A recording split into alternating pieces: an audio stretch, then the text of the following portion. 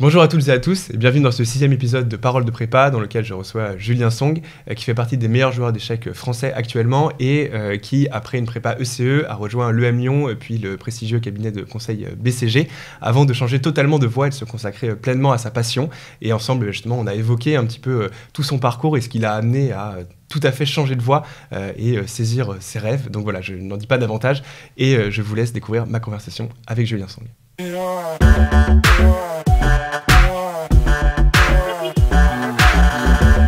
Salut Julien. Salut Dimitri. Écoute, je suis très content de te recevoir pour ce 6e épisode de Paroles de Prépa sur ce podcast.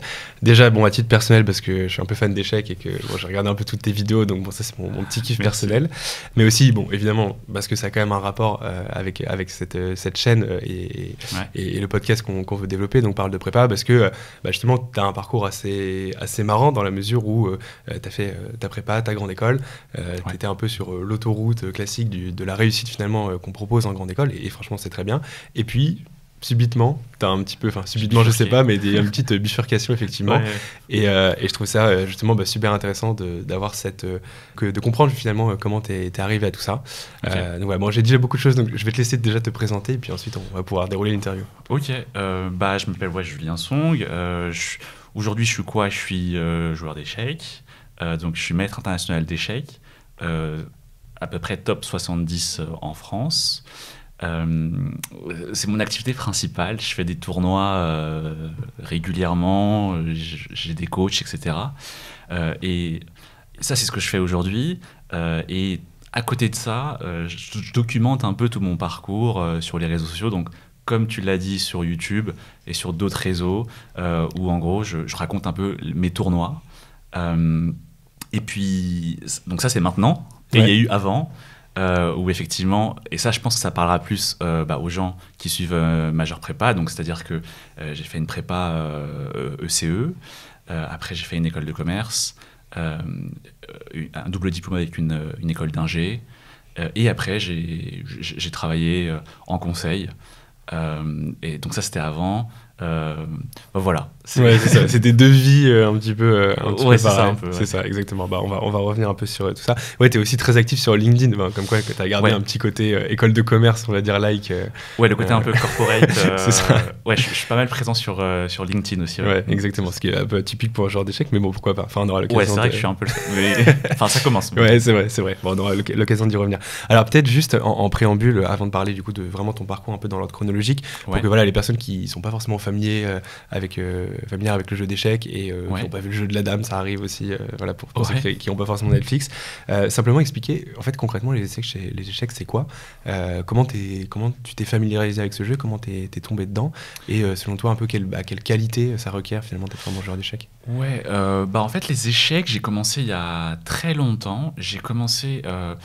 en fait, c'était en CE2, il me semble. École primaire, je devais avoir, je sais plus on a quel âge en CE2, mais 10 ans, un truc comme ça. 10, non, un peu moins. Un peu moins, 9 ans, ouais. 9 ans, un truc comme ça. Et en fait, il y avait des ateliers qui étaété proposés à l'école primaire, après 16h30, et j'ai choisi échecs, mais un peu au pif. Ok, c'est pas du tout ta famille, vous avez tous fait des échecs de père en fils? Ah non, mais pas du tout. Ouais. Ok. Et pour le coup, ma famille, c'est plus, tu sais, l'exemple typique de gens qui étaient dans un autre pays et qui ont passé leur vie à l'histoire d'une immigration, quoi. Ouais. T'es d'origine quoi, toi, du coup? Chinoise. Ok. Et du coup, mes parents, c'est plus, leur vie, ça a été plus toute l'histoire de cette immigration jusqu'en France et d'essayer de s'intégrer en France, etc. Du coup, pour le coup, ils n'avaient pas vraiment de loisirs majeurs. Ouais, tu vois, donc c'est plus vraiment l'école primaire où je suis tombé comme ça dans le chaudron des échecs via l'atelier proposé à l'école primaire. Okay. Et j'ai accroché direct. Mais du coup, à l'époque, je me disais un peu que c'était un jeu souvent, tu sais, on me dit que c'est un jeu de vieux. Enfin, en tout cas, à l'époque, c'était oui, c'est connoté très intello, très, un peu vieux, quoi. Ouais, exactement. Et donc, moi, je jouais à l'atelier de l'école primaire, mais j'ai jamais trop osé franchir les pas d'un club parce que je me disais que ce serait rempli de vieux, en fait. Et du coup, j'ai passé 2 ans à aimer les échecs, mais à ne pas faire de la compétition. Enfin, pas 2 ans, mais oui, plus 1 an et demi, je pense.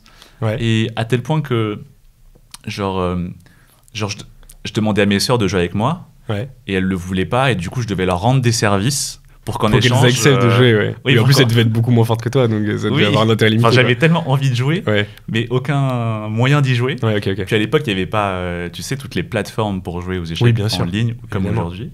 T'as quel âge d'ailleurs, ça Là j'ai 29 ans. Ok. Et du coup tu vois, ça remonte à 20 ans. Je leur rendais des services à mes sœurs et en échange on jouait une partie d'échecs. Tu vois. Et bon, au bout d'un moment ça peut pas durer. Du coup je me suis dit je vais quand même franchir les pas d'un club. Je suis allé finalement dans un club et c'est là où tout a un peu commencé, quoi. Ok, d'accord. Donc c'est un petit peu le début. Et donc du coup, bon, ça c'est pour le comment t'as accroché dans les échecs. Mais du coup, les échecs juste en 10 mots, en quoi ça consiste? C'est quoi le but? En quoi ça consiste le jeu d'échecs? Ok. On m'a jamais posé la question. C'est une bonne question. Tu vois, il faut revenir aux fondamentaux du truc, quoi. Ouais, c'est un jeu de plateau. Souvent on dit ça. Un jeu stratégique de plateau où en fait chacun a une sorte d'armée composée de 6 pions. Non, 8. Oui. Je crois qu'il y en a 8, je suis pas sûr. En fait, composé de 8 pions, pardon. Ok, chacun a 8 pions, 2 fous, 2 cavaliers, 2 tours, un roi et une dame. Chacun a ça, et voilà, chacun a cette armée. Ça se déroule sur un jeu de plateau qui est un échiquier, qu'on appelle un échiquier, qui est composé de 64 cases, tu vois, 8 x 8. Et du coup, chacun déplace coup par coup une de ses pièces, et le but étant de mettre échec et mat l'autre joueur. Et du coup, échec et mat, qu'est-ce que c'est? C'est en gros quand tu attaques le roi adverse et qu'il ne peut pas fuir, en gros, quoi. Et peu importe où il va, il sera toujours attaqué. Et à ce moment-là, tu as gagné la partie. Voilà. C'est ça le jeu d'échecs. Ça me paraît pas mal comme résumé du jeu d'échecs. On pourrait y revenir un petit peu après, notamment je sais pas, les qualités que tu développes aussi. C'est intéressant de faire le parallèle aussi avec tes études. Mais du coup, pour faire un petit bond là, donc on a vu Julien en CE2, Julien en première, en terminale. Du coup, quel lycéen t'étais à cette époque-là? Est-ce que les échecs étaient encore très présents dans ta vie? Et à quoi t'aspirais tout simplement? Est-ce que t'étais bon élève, mauvais élève? Est-ce que tu voulais faire des longues études, des courtes études? Je sais pas. Du coup, en gros, juste avant le lycée, j'étais dans un collège, Paris 18e. C'était un collège, je sais plus si ça existe toujours, cette classification, mais c'était un collège qu'on appelait genre ZEP.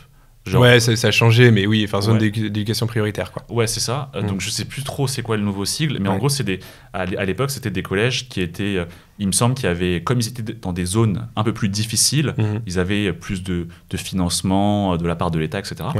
Donc je venais de ce collège, et après, je suis passé dans un lycée, on va dire, un peu plus réputé. C'était le lycée Racine, près de Saint-Lazare, dans le 8e, le 8e arrondissement de Paris. Et pour moi, ça a été un gros changement, en fait, de passer d'un collège ZEP, on va dire un peu un collège difficile, à un lycée plus parisien, entre guillemets. Et du coup, la seconde, pour moi, a été difficile. Et aussi, j'aimais tellement les échecs. Et c'est une année où j'ai intégré l'équipe de France jeune. Du coup, je commençais à trop rêver de je sais pas quoi. Oui, parce que c'est un côté hyper obsédant, les échecs, quoi. Ouais, exactement. Et du coup, j'étais hyper focus sur les échecs. J'allais pas trop en cours. Et j'ai fini par redoubler la seconde, en fait. Du coup, j'étais un lycéen qui a redoublé. Donc pas ouf jusqu'à présent, quoi. Pas ouf, ouais. Et... parce que j'avais beaucoup trop d'absences, en fait. Parce que j'étais hyper focus sur les échecs. Mais des absences parce que tu avais des compétitions, des tournois, des absences entre guillemets justifiées, ou c'est vraiment tu séchais les cours parce que tu en avais marre et que tu voulais jouer aux échecs? Un mélange des deux. Non, j'étais hyper... par exemple, je me rappelle, il y avait les championnats du monde qui étaient tu vois, sur l'année scolaire, c'était en octobre-novembre, et du coup, j'étais pas en cours durant ce moment-là. Mais il y avait aussi... J'avais plus trop d'appétit pour la scolarité. Et j'étais hyper focus sur les échecs. Donc aussi, des fois... il y avait des jours où j'étais pas d'humeur. Tu te disais, franchement, la SVT, la flemme. Et du coup, j'y allais pas. Et du coup, normal, sanction, quoi. Sanction, on m'a fait redoubler, quoi. Ok. D'accord, ouais. Donc, bon, ce qui aurait été un peu difficile au début au lycée. Et du coup, bon, première terminale, tu arrives quand même à une époque enfin, une période de ta vie où tu dois te demander ce que tu veux faire après le bac. Donc, Ouais, du coup, j'ai redoublé. Et après, du coup, j'ai refait une seconde. Ouais. Et là, je me suis dit, bon, bah, quand même. Enfin, j'étais toujours pas trop dans l'optique des études. Donc, parce que j'étais vachement focus sur les échecs. Ouais. Mais je me suis juste dit, ok, ce serait quand même bien de pas redoubler. Tu vois. Ouais. Et du coup, je me suis dit, on va faire quand même les efforts pour montrer que ça va et tout. Et donc, je me suis bien concentré un trimestre. Et durant le premier trimestre, j'ai eu des bonnes notes. Ouais. Et juste pour prouver que je pouvais avoir des bonnes notes. Et après, trimestre 2, le deuxième et le troisième, j'ai un peu ouais, tu retombé dans tes travers, quoi.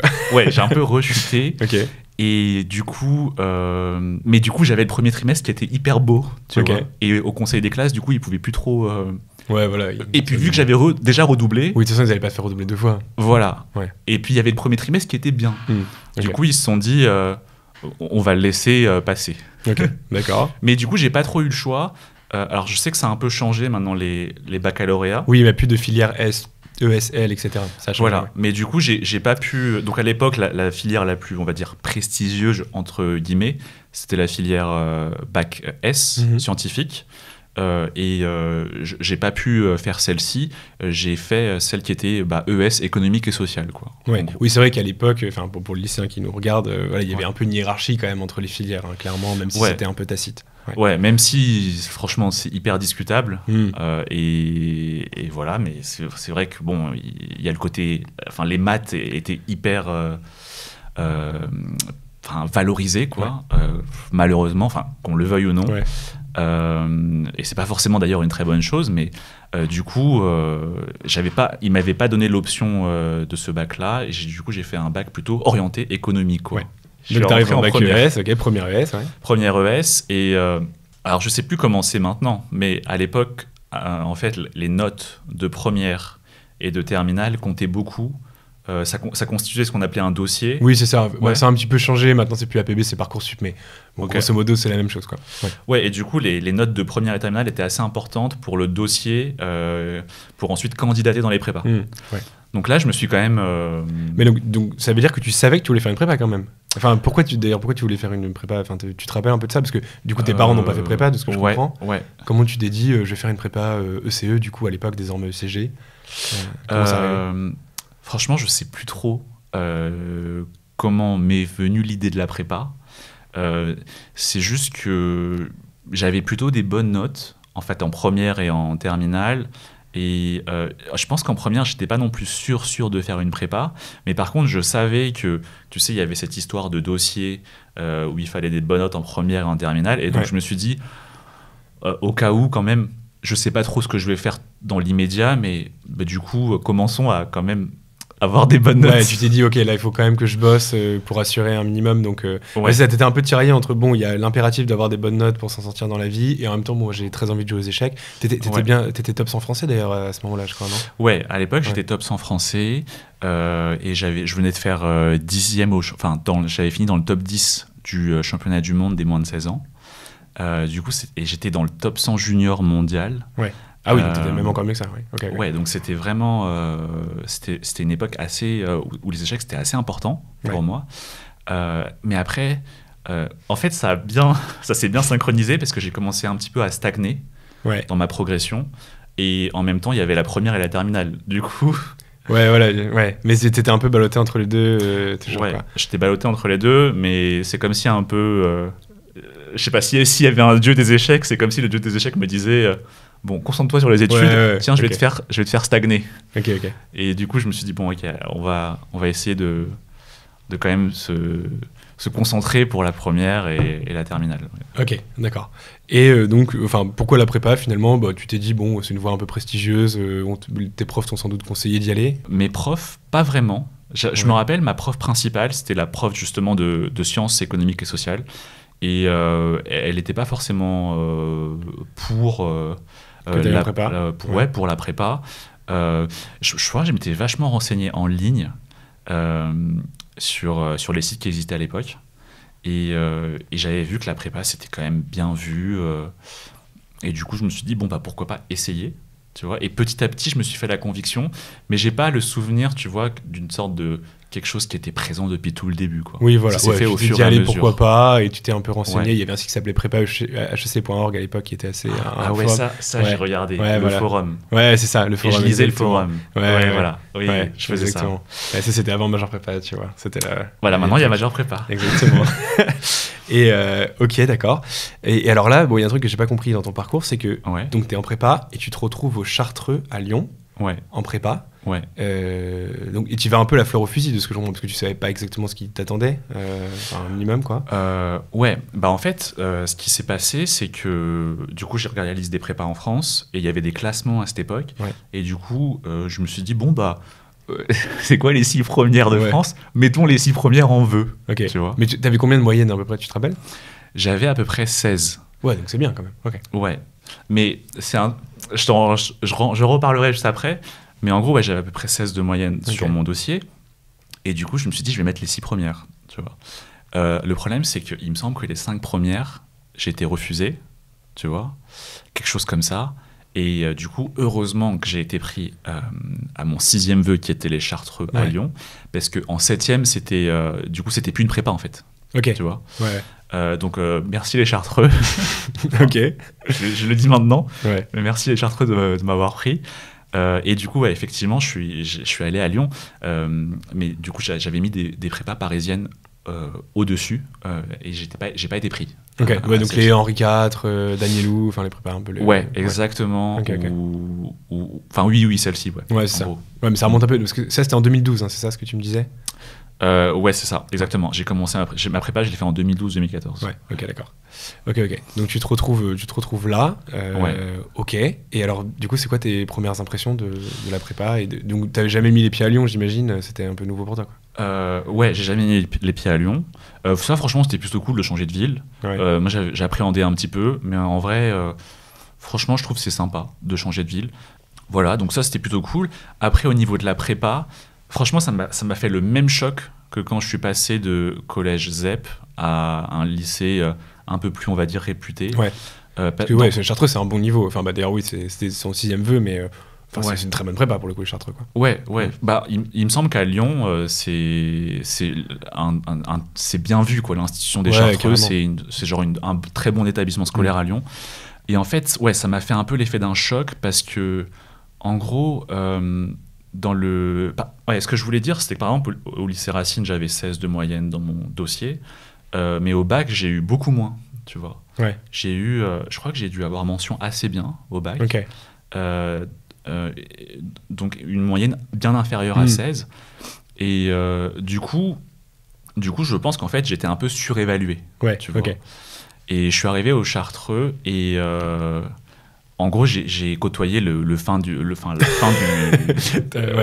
fond du classement. Okay. Parce que, je sais plus si c'est comme ça maintenant, mais on était classés non-stop. Oui, c'est ça, bien sûr. Ouais, enfin, en tout cas, t'es pas classé à proprement parler, mais en fait, les DST, souvent, ils les rendent dans l'ordre croissant ou décroissant, donc tu vois très vite comment t'es situé par rapport à la classe. Ouais, exactement. Ouais. Nous, pour le coup, il y avait un classement qui sortait, sur papier, tu vois.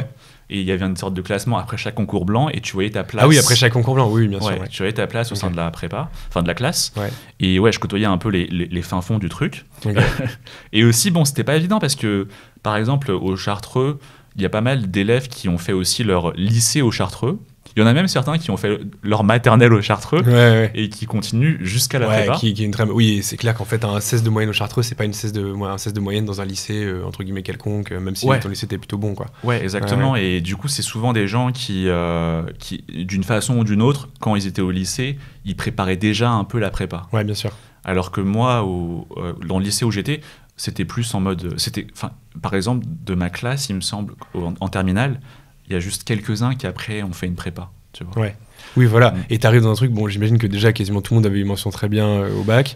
Oui. Voilà. Et... En fait, je me rappelle, à un moment, il y avait la prof de maths, les tout premiers jours, où elle dit, elle fait une blague. Enfin, ça devait être une blague. Ouais. Et elle dit genre, bon, ici, qui n'a pas eu mention très bien au bac, tu vois. Et parce qu'en fait, d'habitude, tout le monde a mention Oui, très bien. voilà, c'était un peu la blague, personne ne lève la main, quoi. Et c'était juste pour dire, après, vous voulez enchaîner en disant, et bah là, ce sera dur, tu vois. Ouais. Et moi, je lève la main, tu vois. En mode, et je me suis dit, bah, il y aura d'autres gens qui vont lever la main. Et genre, je crois que j'étais quasiment le seul à lever la main. Ouais. Tu vois. Ouais, donc tu te dis, ah oui, ok, ça va être un peu compliqué, quoi. Oui, de même, je pense que personne n'avait redoublé dans ta classe, quoi. Ouais, exactement. Ouais. Ouais. Ok, Ouais, ok. exactement. Mais justement, ça, ils le savaient pas. Ouais. Parce que c'était pas dans le dossier. Ouais, Tu vois, puis sur du bon, il a un nom de plus. voilà, un an de plus, j'ai Ouais. fait un truc. T'es vagabondé. Bon, enfin, après, Ouais. t'avais fait des trucs, ok, quoi. Ok, ouais, d'accord. Et alors, au niveau, donc, enfin, est-ce que globalement, t'étais largué un peu dans toutes les matières ou est-ce que il y avait, enfin, c'était quoi un peu tes matières fortes, tes matières faibles? Tu te souviens un peu de ça? Et d'ailleurs, Ouais. je sais que j'avais un biais cognitif quand je t'avais appelé pour l'interview, justement. Ouais. Je me dis, ouais, tu devais être en ECS parce que dans ma tête, bah, tu fais des échecs, donc t'es fort en maths, donc t'étais en ECS. Mais est-ce qu'il y a un côté, est-ce que tu penses qu'il y a une corrélation entre ça, entre les échecs et les maths? Ouais, je pense, ouais. Franchement, aux échecs, on utilise beaucoup de... Mais c'est calculatoire, quoi. Ouais, c'est peut-être très pas- calculatoire. Ouais. On utilise beaucoup de résolution de problèmes. Franchement, il y a un côté qui ressemble beaucoup aux mathématiques. Ouais. Ouais. Et t'étais fort en maths? Non. non, mais après, c'est peut-être que la prépa était dure, je sais Ouais. pas, mais en gros, disons que j'étais moins mauvais en maths Ouais. qu'ailleurs. Ok. Moi, j'étais super nul dans tout ce qui était culture générale, tout ce qui était littéraire, dans tout ce qui était... Il y avait une matière qui s'appelait contraction de texte Ouais, bah, ça existe toujours. ou synthèse de texte. Ouais. Ça, j'ai jamais rien compris. Ouais, t'aurais dû, en gros, ils suppriment la contraction de sexe l'année prochaine pour le concours 2023. Ah bah, Donc, super. ouais, faut que tu repasses ce concours. Non, mais super. Ok. Parce que moi, à chaque fois, j'ai l'impression qu'on avait un texte qui était bien fait et Ouais. il fallait le squeezer Ouais. pour le mettre dans un petit carré. Ouais. J'arrivais jamais à le faire. Tu vois. Ouais, ça, c'était horrible. Ok. En langue aussi, j'étais pas très bon. Non, franchement, relativement au reste, Donc les en fait, les maths te c'était- sauvaient un petit peu, quoi. Ouais. me sauvaient, mais j'étais pas non plus. C'était pas incroyable non J'étais plus. pas incroyable non plus. Ok, d'accord. Après, c'était une prépa qui était plutôt bonne, tu Ouais. vois. Donc, je me disais, bon, ok, t'es un peu dans le bas du classement, mais c'est plutôt une bonne prépa, donc peut-être que ça va aller pour le concours. Ok. tu vois. Et comment tu le vivais? T'avais l'impression de te dire, bon, en vrai, c'est quand même super intéressant ce que je fais, ou c'était plus, bon, bah, ok, ça va être difficile pendant 2 ans, mais il y a les concours à la fin et j'ai vraiment envie d'avoir une bonne école. Enfin, c'était quoi un peu ton Ouais. approche de la prépa? Franchement, moi, j'ai trouvé que c'était dur. Ouais. Dur.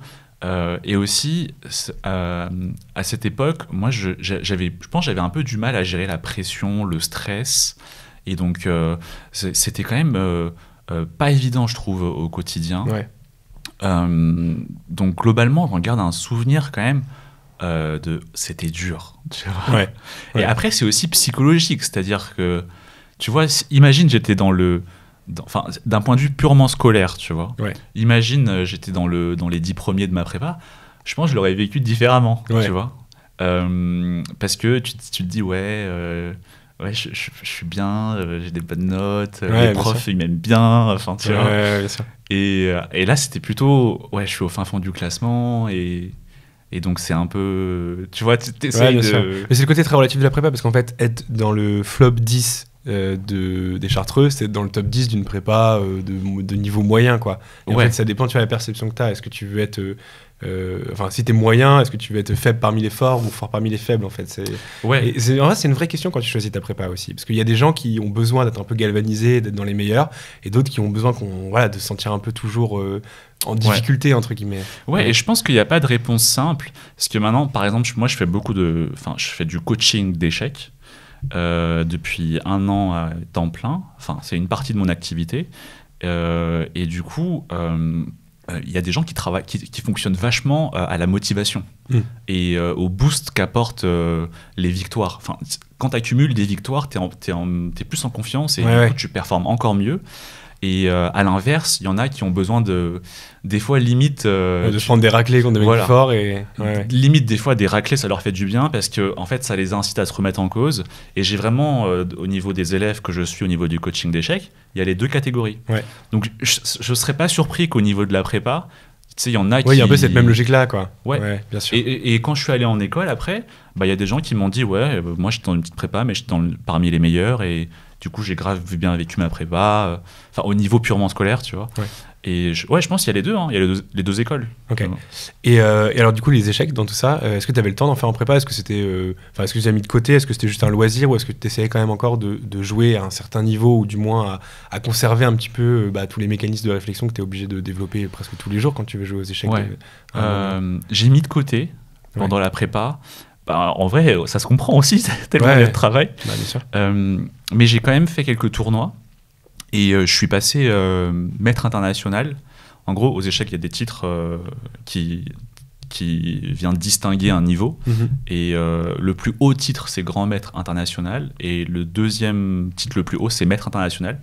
Et pour l'obtenir, il faut faire des bonnes performances dans les tournois. Ouais. Et en gros, entre la première année de prépa et la deuxième, j'ai rempli ces conditions.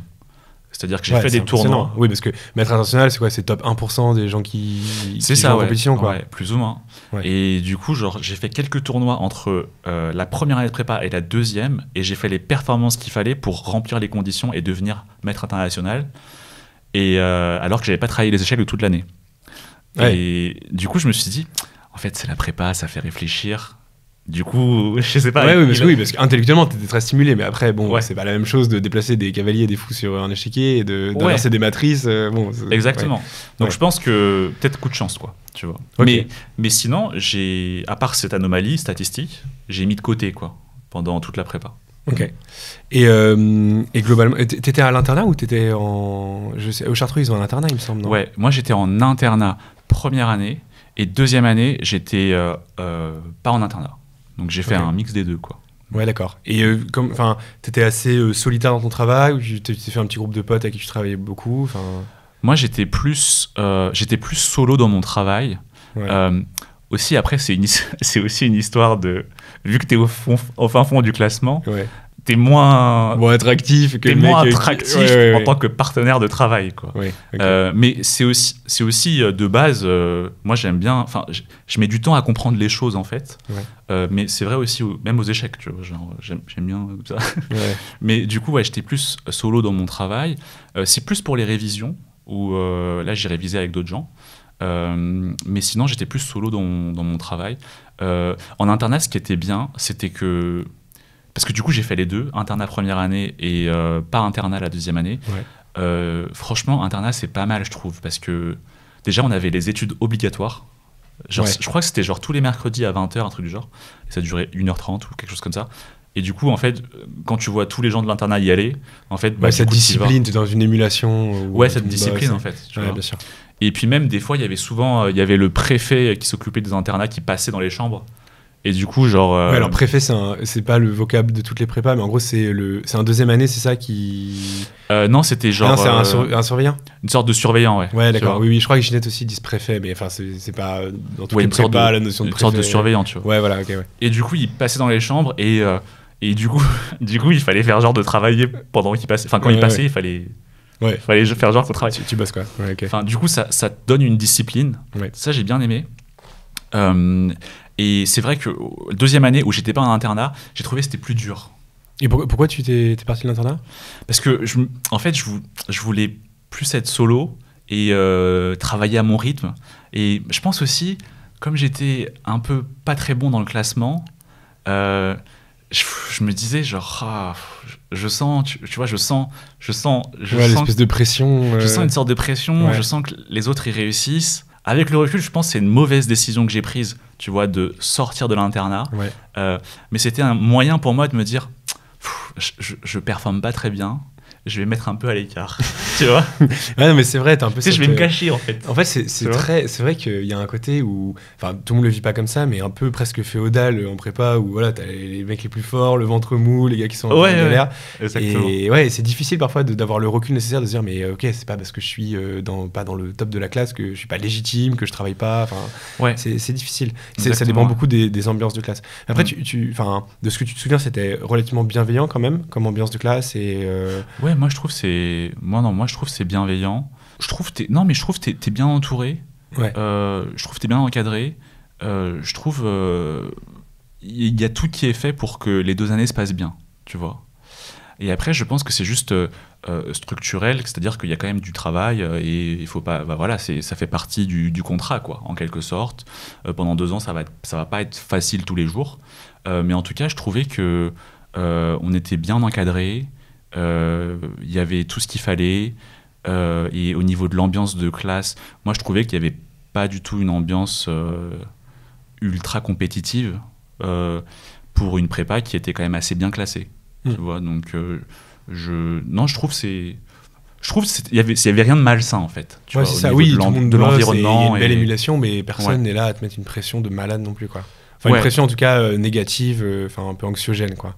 Ouais, exactement. Le seul truc qui est un peu le seul épisode qui était un peu difficile, c'était bien sûr. Alors, je sais plus si les prépas le font toujours, mais tu sais, souvent après la première année, certains ils ont du mal à suivre, ils ont des mauvais résultats, et souvent le personnel éducatif leur propose une réorientation.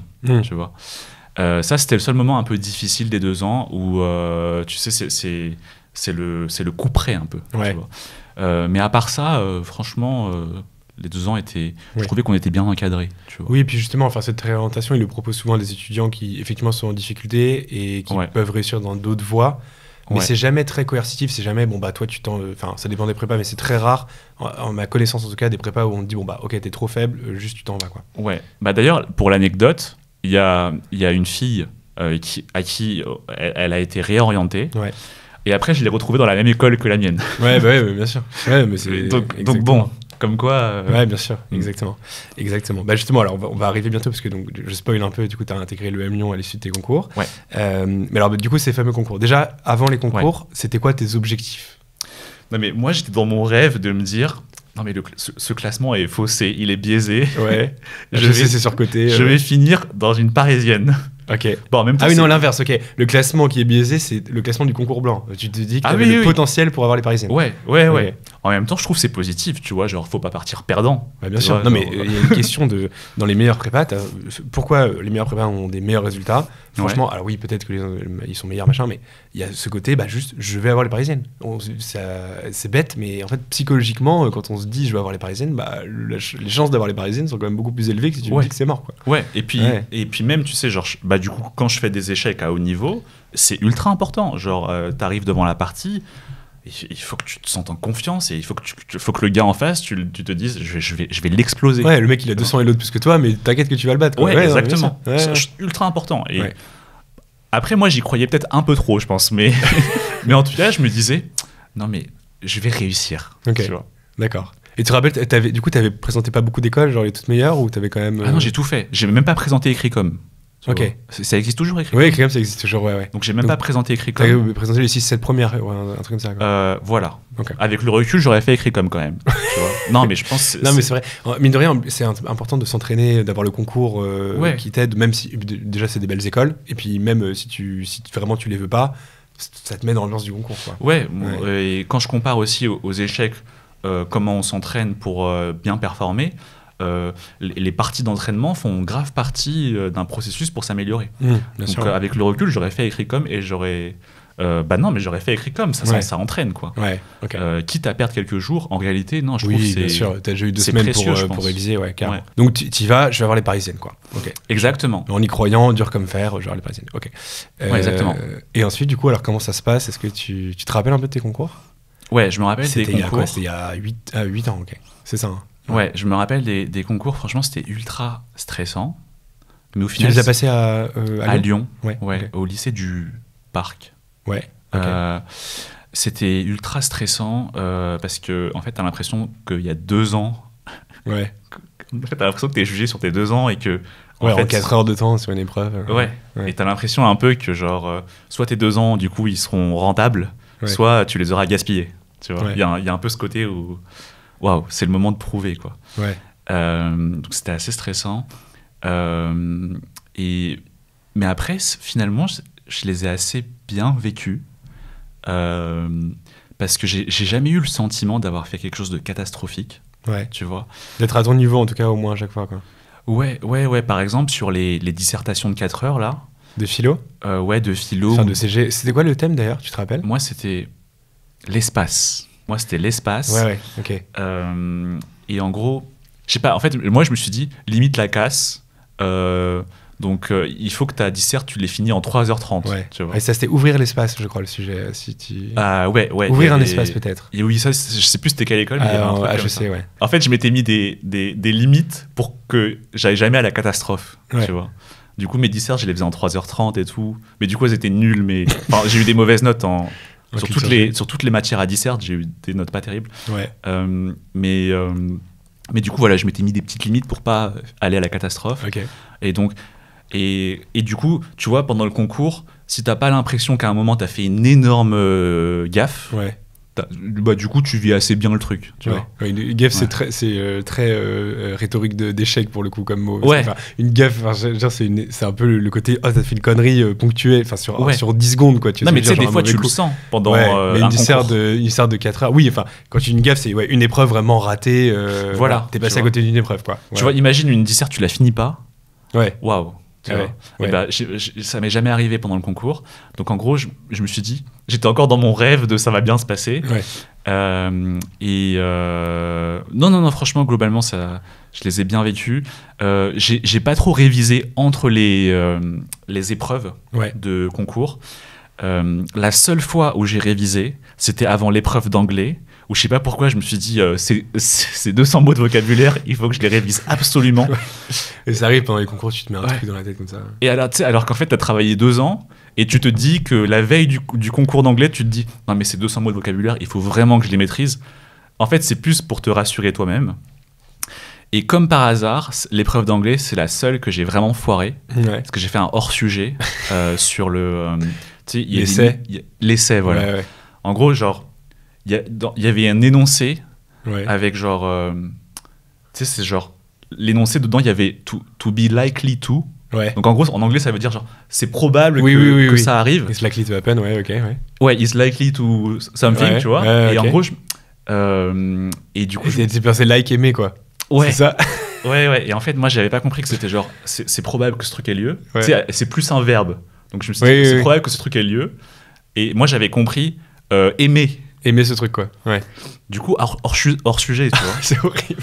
En anglais, du coup, je crois que j'ai eu 7 ou 6, un truc comme ça. Parce que j'ai fait un hors sujet, parce que j'ai pas. Ouais, t'as pas compris le sujet de l'essai, quoi.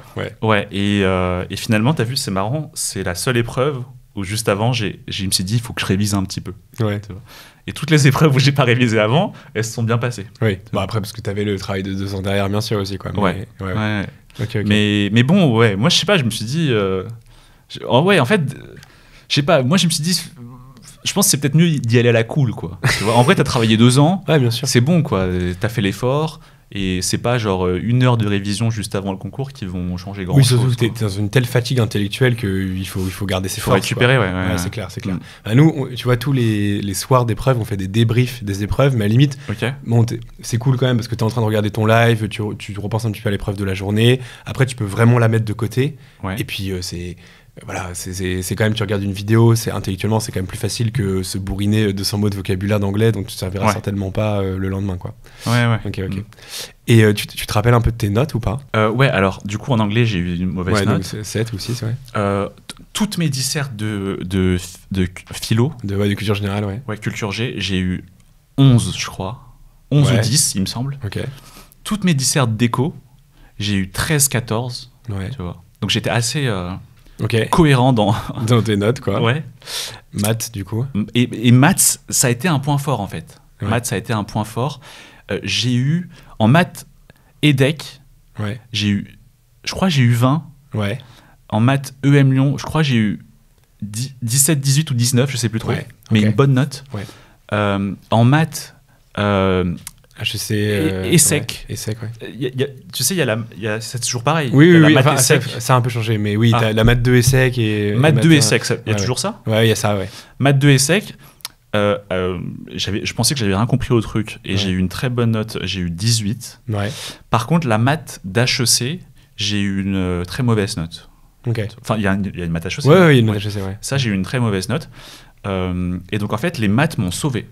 Ouais. Les maths m'ont grave sauvé. Donc ouais, c'est quand même cohérent par rapport à ce que tu disais pendant l'année, quoi. T'étais un peu plus fort en maths qu'ailleurs, quoi.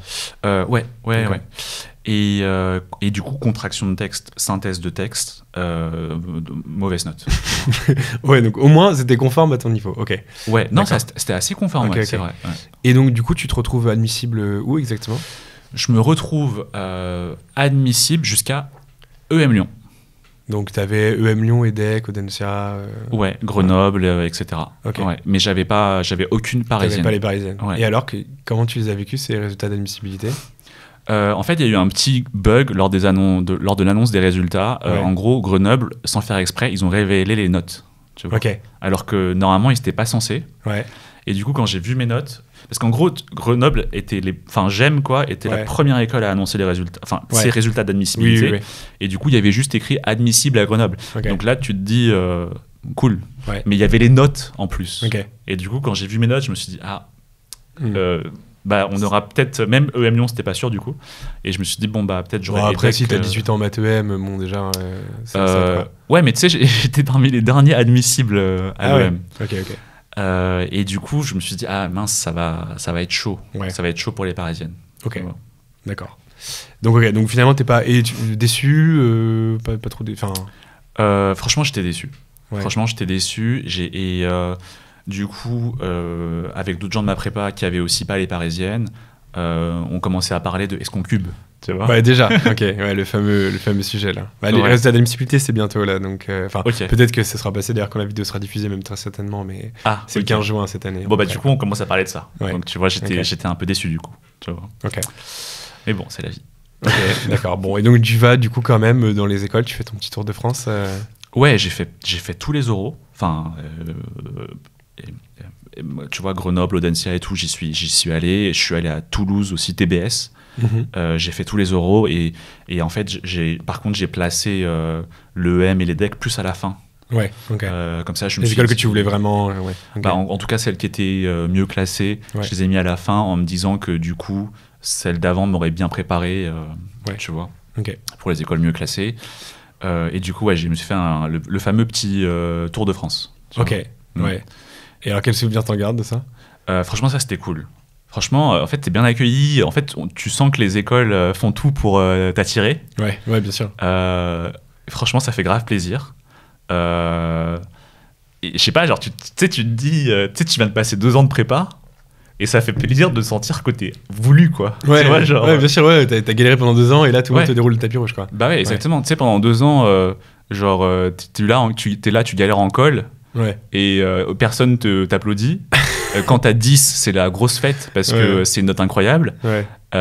Et là, tu arrives en admissibilité dans une école, et il y a un amphi, et tu arrives, et il y Ouais. a T'as des admisseurs qui sont il y a en les feu, admisseurs, machin. il y a Ouais. les admisseurs sur les côtés et ils t'applaudissent, Ouais. tu vois.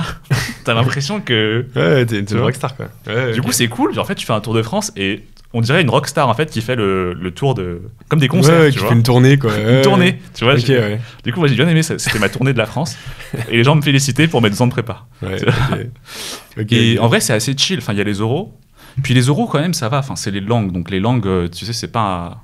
Ouais, t'as l'entretien aussi quand même qui est un gros morceau. T'as l'entretien, mais tu vois, c'est plus des trucs, comment dire, t'as pas une formule de maths à mais- réviser, oui, quoi. Ouais, bien sûr. Enfin, à part pour ceux qui sont admissibles à HEC, parce qu'il me semble que tu dois tout Oui, repasser. dans les ouais, et puis dans les parisiennes, t'as un oral de maths aussi quand même. Mais du coup, ouais. dans les orales où j'étais admissible, Ouais. dans les oraux où j'étais admissible, Ouais. ce qui était cool, c'était que tu vois, il n'y avait pas genre une formule à réviser. Ouais, bien sûr. Tu y vas comme tu y es. Ok. Et puis l'ambiance est assez sympa. Non, franchement, les oraux étaient très très cool. Ouais. J'ai bien aimé ça. Ouais. Ok.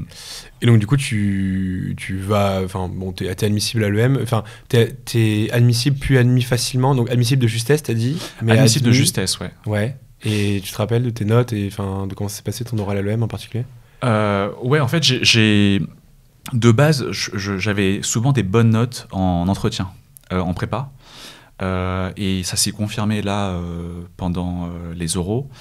J'ai eu des très bonnes notes en entretien de personnalité. C'est vraiment ce qui m'a sauvé. Et j'ai limité un peu la casse en tout ce qui était en langue. Tu vois, genre, j'ai eu des meilleures notes que d'habitude. Ouais. Ok. Et du coup, ça m'a permis de gagner énormément de place et finalement de réussir à rentrer dans la liste Ok. des admis. Ok, ok. Parce que tu parles pas chinois, tu faisais pas LV2 chinois? Non, je faisais LV2 allemand. Ok. LV2 allemand, ouais. Non, chinois, je pense que j'ai un bon niveau comparé à quelqu'un qui n'a jamais, tu vois, de près ou de loin étudié ou été dans le contexte chinois. Ouais. Mais j'avais pas un niveau en mode je pouvais en faire ma LV2. Ouais, d'accord, ok, je comprends, ouais. Ok. Et du coup, les entretiens, j'imagine que tu parlais beaucoup des échecs et de ta vie, entre guillemets, d'avant, de champion d'échecs. Ouais, c'est pour ça que j'avais... ça les a marqués? Ouais, c'est pour ça que je pense que c'était un atout, en fait, les entretiens de personnalité. Ce côté un peu atypique lié aux échecs. Ouais. Et ils disaient pas, oui, mais c'est un sport très solide. Enfin, c'est un sport, je sais pas comment ils disent, disons un sport, parce que c'est un sport de fait. Ouais. Un sport un peu solitaire, alors que l'école de commerce c'est collectif. Ils t'objectaient pas ça? Ouais, non, mais c'est pour ça que je pense que c'est ultra important de préparer l'entretien de personnalité et de préparer à l'avance les questions typiques qu'on va te poser, et donc notamment celle-là, tu vois, genre... Ouais. Ils te demandaient quoi? Ouais, donc ça, globalement, qu'est-ce qu'ils te demandaient en gros? Ouais, bah justement, cette question, tu vois, ils m'ont dit, bah justement, les échecs, c'est solitaire, école de commerce, collectif, une réponse. Tu vois, tu disais quoi? Et bah, en fait, il s'avère qu'il y a des compétitions par équipe aux échecs. Oui, bien sûr. Tu vois. Et c'est juste qu'en fait, il y a genre des échiquiers qui sont alignés, et en fait, on fait la somme des résultats individuels, et ça fait le résultat du match. Oui. Et donc, en fait, aux échecs, des fois... tu joues ta partie, mais à côté, il y a la partie du gars de ton équipe. Ouais. Et des fois, tu dois te sacrifier toi pour l'autre, tu vois. Ouais. Dans le sens C'est-à-dire que tu vas lui donner des conseils ou... Par exemple, imagine le match. Imagine le match, il est serré. Ouais. Et vous allez probablement perdre le match, ton club. Ouais. Et bah du coup, ici, tu dois absolument gagner pour sauver le match nul, par exemple. Oui. Et du coup, tu vas prendre des risques démesurés pour l'équipe. Alors que ça se trouve, si c'était une partie juste pour toi... Oui, c'est ça. Oui, parce que ce qu'il faut préciser, c'est que tu peux très souvent faire match nul aux échecs. Ouais. Donc en fait, parfois, tu sais que tu vas faire match nul ou que tu peux pas espérer la victoire, mais que tu vas faire match nul. Et donc, tu vas prendre plus de risques parce que ton copain n'a pas forcément réussi à gagner. Ouais, exactement. Okay. Donc, mais du coup, tu vois, c'est juste effectivement, de préparer les questions qui vont tomber souvent, se préparer à l'entretien et du coup, être prêt le jour J. Et limite, le gars, il pose la question qu'il pense être piège. En fait, tu l'as déjà préparé 10 fois. Tu lui mets un contre-piège parce que tu sais quoi. Ok. Et tu as eu combien, tu te rappelles? J'ai eu des très bonnes notes en entretien. Partout. Dans toutes les écoles, j'ai eu genre 18-19 en entretien de personnalité, sauf l'EM Lyon. C'est réputé difficile l'entretien de l'EM Lyon. Ouais, j'ai fait une petite gaffe aussi. En fait, je suis passé avec celle qui était directrice du programme Grande École. Oui. Donc c'est un peu par hasard en fait. Quand on passe les entretiens de personnalité, on passe avec un jury composé de, en général, une personne de l'école et une personne du monde de l'entreprise. Ouais. La personne du monde de l'entreprise, c'est quelqu'un en général, voilà, qui n'est pas trop lié, qui est souvent un alumni. Ouais. Mais voilà, quoi, il n'est pas non plus en mode je veux défendre l'école à tout prix. Ouais, par contre, le jury, la personne qui est dans l'école, c'est vraiment quelqu'un qui vit l'école à fond, quoi. Et moi, j'ai eu la bonne idée de dire à la directrice du programme Grande École, parce qu'en fait, je voulais faire de la finance. Et en fait, l'EDEC, c'est très réputé pour la finance. Et du coup, je lui ai dit, en entretien de personnalité, je voudrais faire de la finance, donc j'hésite avec l'EDEC. Ça peut dû lui plaire. Que répondez-vous? Tu vois, j'ai dit quelque chose comme ça. Et elle a pas trop apprécié. Oui, bien sûr. C'est toujours compliqué de parler des autres écoles auxquelles tu es admissible. Après, ils sont pas bêtes, ils savent très bien que voilà, c'est de même que eux sélectionnent leurs candidats, les candidats sélectionnent leur école. C'est réciproque. Ouais, ok, mais bon, mais pas à conseiller. Ça fait un petit blocage. Elle a pas trop aimé. Et avec le recul, j'aurais peut-être pas posé la question, tu vois. Et t'avais combien finalement, tu te rappelles? Je crois que j'ai eu 14. Ouais, donc c'est plutôt ça qui t'a un peu descendu, quoi. Ouais, mais ça reste une bonne note. Oui, ça va, globalement, ouais. Ok, donc tu finis par intégrer l'EM.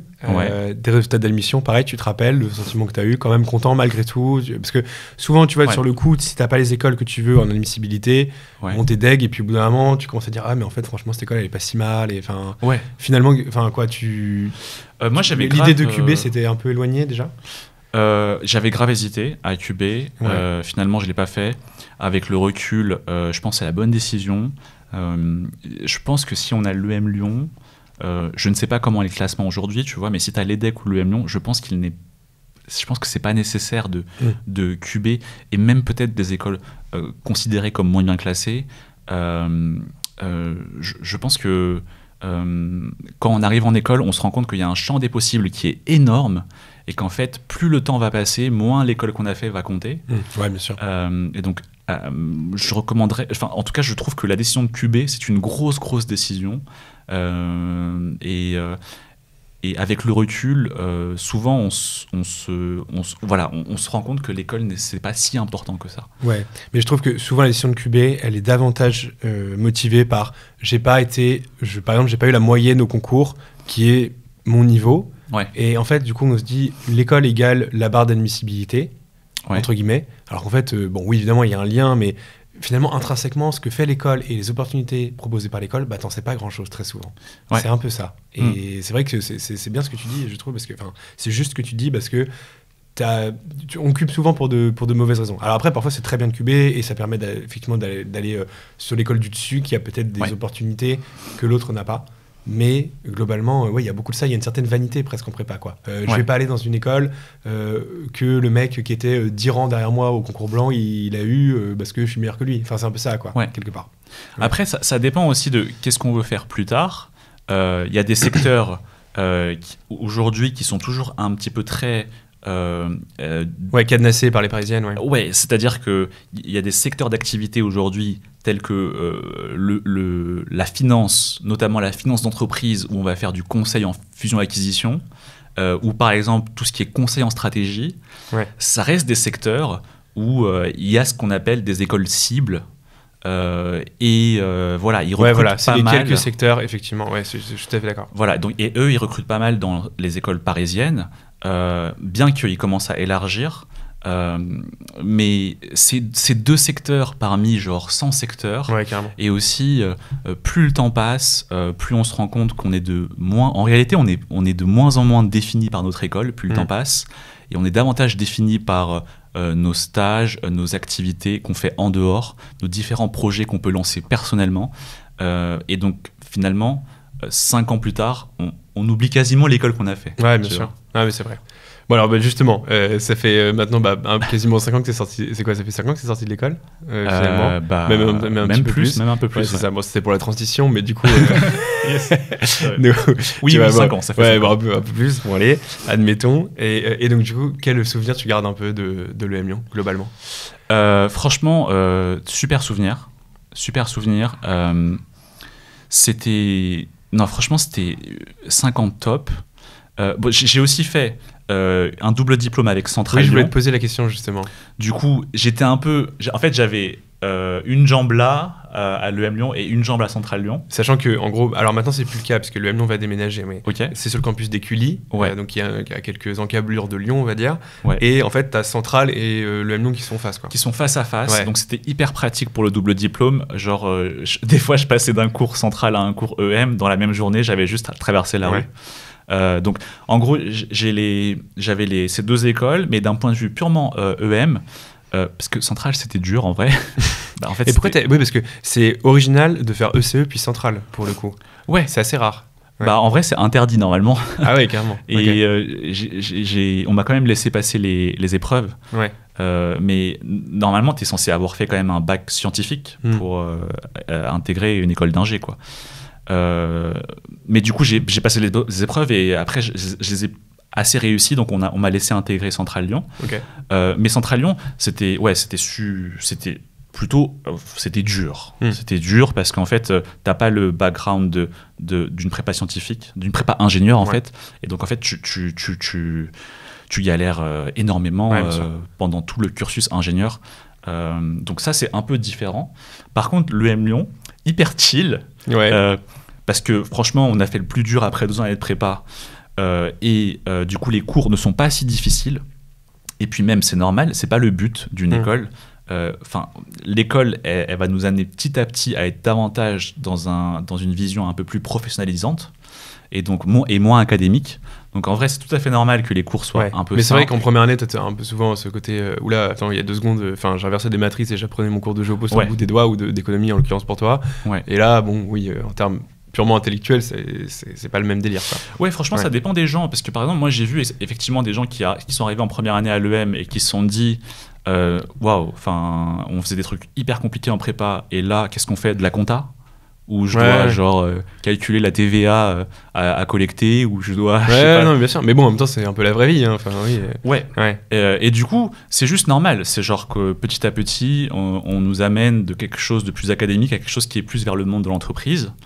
Et après, si on n'aime pas ça, il n'y a pas de mal. Franchement, ils proposent aussi des voies. Par exemple, il me semble qu'il y avait une sorte de partenariat ou de double diplôme avec... par exemple, je sais pas moi, par exemple, l'ENS Lyon, des propositions qui te proposaient si tu voulais quelque chose de plus, on va dire, conceptuel et plus orienté académique, tu avais aussi le choix. Moi, je me rappelle de quelqu'un de ma promo qui finalement est devenu prof en école, et qui a fait une sorte de doctorat, etc. Tu peux aussi faire ça. Mais sinon, ouais, c'est vrai que l'école, les cours sont plus orientés entreprise, et c'est normal.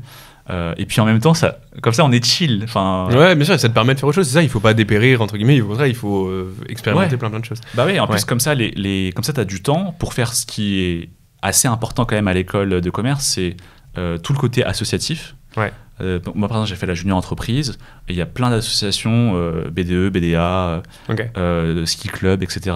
Et en fait, ça te permet déjà de rencontrer plein de gens, et le réseau est ultra important pour la suite de ton parcours. Et aussi, en vrai, quand tu es dans une association, c'est comme une mini-entreprise. Ouais, carrément. Très souvent. Genre même le BDE, en fait, c'est une mini-entreprise. Bah, même une mini, oui, mais le budget du BDE de l'EM Lyon, mais du BDE de quasiment toutes les écoles, ça chiffre en centaines de milliers d'euros. Hein, donc exactement. C'est conséquent. Tu dois aller chercher des partenariats, des sponsors, tu dois organiser plein de trucs. Et en fait, tu apprends aussi énormément via le côté associatif. Ouais, bien sûr. Et franchement, l'école était top, les événements étaient bien, la vie associative était bien. Moi, j'ai un très bon souvenir de l'EM. Et pourquoi? Donc, tu voulais faire de la finance, mais tu as fait le double diplôme central. Enfin, en quoi c'était cohérent pour toi, pour ton parcours? Non, en vrai, j'étais pas du tout cohérent. Ok, c'était juste pas cohérent. Au début, j'étais genre totalement perdu. Au début, je voulais faire de la finance. Du coup, j'avais hésité à rejoindre l'EDEC, mais finalement, j'ai rejoint l'EM. Et j'ai quand même insisté en finance. J'hésitais en fait entre conseil en stratégie et finance. Plutôt finance d'entreprise, et donc tout ce qui est fusion-acquisition. Et j'ai essayé de candidater dans des banques d'affaires, du coup. Mais franchement, on te traite pas forcément très bien. Ouais, alors pour ceux qui voient pas un peu le délire banque d'affaires, c'est vraiment donc c'est les boulots où en gros tu finis, bon je caricature, mais enfin pas tant que ça d'ailleurs, je finis à 2-3 heures du mat quasiment tous les soirs, et je me fais un peu violenter en stage, et puis ensuite ça devient un petit peu plus cool au fur et à mesure quand t'es en CDI, mais c'est très éprouvant pendant quelques années, quoi. Ouais, c'est très éprouvant. Moi les entretiens, les process sont très durs. Ils étaient durs, je les réussissais pas. Et aussi, en fait, pendant les entretiens, ils te font comprendre que ça va être dur, et qu'ils vont un peu te maltraiter. Ouais, bien sûr. Du coup, ça donnait pas trop envie d'y mettre un pied. Du coup, après, j'ai fait un premier stage en conseil en stratégie que j'ai bien aimé. Ensuite, j'ai fait un second stage en data science dans une start-up. Et mon stage, du coup, mon CDI, au final, c'était finalement en conseil en stratégie, dans un cabinet de conseil. Ouais, c'est ça. Et donc, du coup, voilà, c'est là où je voulais en venir. Donc, tu intègres le BCG, qui est, pour le coup, un peu, tu parlais de ces métiers-là, un peu qui est le nec plus ultra, on va dire, quand tu sors d'école de management. Donc, BCG, c'est du nom j'allais dire, qui a donné son même à une matrice qui est très utilisée. Voilà, ceux qui vont rentrer en école de commerce le verront rapidement. Enfin, c'est très, très prestigieux. C'est vraiment ouais, c'est ça. C'est vraiment un peu ce que je disais, l'autoroute du succès quand tu es en école. C'est souvent bien vu. Voilà, c'est ça. C'est quoi le meilleur truc c'est de plus en plus d'ailleurs peut-être contesté, mais c'est entre guillemets le best, quoi. Surtout a fortiori le BCG, avec peut-être McKinsey, c'est le Bain dans une moindre mesure. Enfin, c'est les cabinets les plus prestigieux, quoi. Ouais. Bah d'ailleurs, ils ont fait un peu l'actualité récemment. Enfin, surtout McKinsey. Oui. Parce que l'État, soi-disant, n'est plus capable de s'en sortir sans McKinsey. Voilà. C'est ça. Mais bon, ça montre un peu que quand tu es dans ces cabinets, des fois, tu peux être amené à travailler pour la haute administration, ou bien les COMEX, les comités exécutifs des grandes entreprises françaises du CAC 40. Donc, c'est souvent quelque chose qui est considéré comme assez prestigieux. Et voilà, j'ai oublié la question. Non, parce qu'il y avait pas trop de questions en fait, okay. C'est pour ça. Mais non, mais c'est ça. En fait, en gros, grosso modo, c'est quoi ces trucs? On met a priori les plus grosses brutes intellectuelles de leur génération. Je caricature, mais c'est un peu ça. Et on leur dit bon bah maintenant résolvez des problèmes tous les 6 mois ou tous les 3 mois, vous changez de mission et vous allez résoudre, expliquer la vie un peu à telle entreprise, telle administration. Voilà, c'est un peu ça le. Ouais, c'est ça l'idée. En gros, on intègre un cabinet de conseil en tant que consultant junior. Souvent, du coup, on va travailler 2-3 mois sur une mission. Donc ça va être par exemple, chez un assureur français où on va essayer de développer un plan de croissance. Et après, on change de client. On va travailler par exemple pour un leader du retail où on va chercher à optimiser les coûts. Et après, encore 2-3 mois plus tard, on va travailler par exemple pour... Enfin bref, genre EDF ou je sais pas quoi. Non, c'est pas vraiment un excesseur, mais bon, un fournisseur d'énergie. Enfin bref. Ok, on s'est compris. Quoi. Bref, EDF par exemple, EDF, ou Alstom, ou Eiffage, ou je ne sais quoi. Donc on travaille pour 2-3 mois pour eux, et par exemple, ce sera une mission de réorganisation de tout leur processus interne. Du coup, c'est souvent ça le conseil en stratégie. En gros, on va fonctionner en équipe de 5-6 consultants du cabinet, et souvent on va travailler chez le client et du coup créer tout le plan stratégique qui va permettre d'atteindre les objectifs qui ont été fixés, quoi. Et accessoirement, t'es plutôt bien payé. En tout cas, c'est plutôt la réputation. T'es très bien payé. D'ailleurs, ils payent de mieux en mieux. Parce qu'en fait, il y a énormément de concurrence dans le recrutement. Maintenant, il y a beaucoup plus d'étudiants, d'écoles de commerce, d'écoles d'ingé qui vont aussi chez des startups qui ont levé énormément de fonds. Voilà, le conseil. C'est plus la voie unique des tout meilleurs étudiants comme ça a pu être le cas peut-être il y a encore quelques années, quoi. Ouais, exactement. C'est plus la voie unique, et c'est aussi pour ça que les salaires ont énormément augmenté. C'est parce qu'en fait, ils sentent que c'est plus difficile de recruter maintenant qu'auparavant. Mais donc, effectivement, tu es bien payé, mais par contre, tu fais des horaires, des gros horaires. Donc, peut-être qu'à l'heure, tu es plus si bien payé que ça. Ouais, c'est clair. Et donc, toi, tu es resté à peu près 1 an, c'est ça? Ouais, je suis resté 1 an et 3 mois. Ok. Et en gros, comment tu as vécu ça globalement? Et c'est quoi est-ce que tu jouais déjà encore un peu aux échecs, ou tu avais le temps? Et comment il y a eu ce déclic de dire en fait, j'ai plus du tout envie de faire ça? J'imagine, je présume, mais je crois que c'est ça.